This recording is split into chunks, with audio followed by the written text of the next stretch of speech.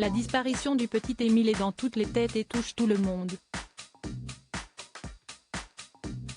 La sécurité a d'ailleurs été renforcée non loin de Vernet, dans les colonies de vacances.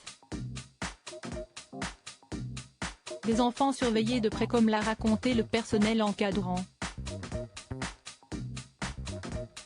La disparition du petit Émile, 2 ans, qui date d'il y a plus d'une semaine, est dans toutes les têtes.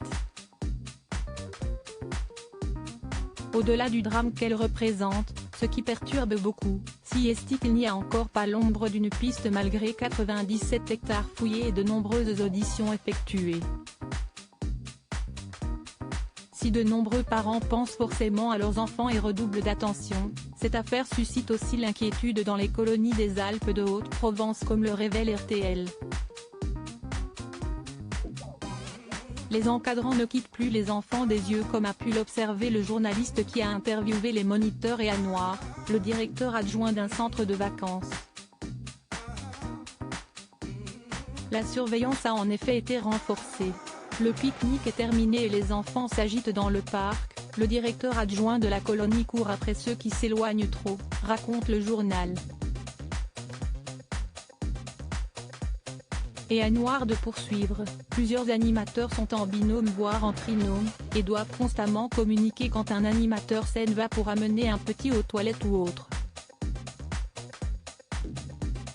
Ces enfants ne sont pas de la montagne ni du Vernet, ils ne connaissent ni les lieux ni les personnes. Pour le groupe des adolescents, on leur a bien indiqué de rester par groupe de 2 ou 3 et de ne pas aller se balader seul, poursuit-il. On a peur que ça arrive à l'un de nos petits, si est pour ça qu'on les compte tout le temps.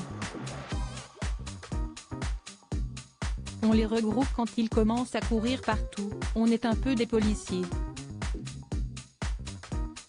De temps en temps, il faut leur crier dessus parce qu'ils n'écoutent pas, déclare ensuite un des animateurs, prénommé Jérôme.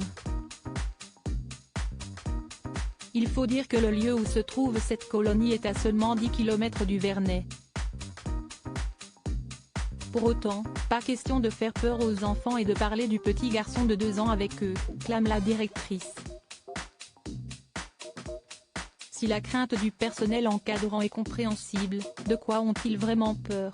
D'un enlèvement? D'un accident? Cela n'est pas précisé dans l'article.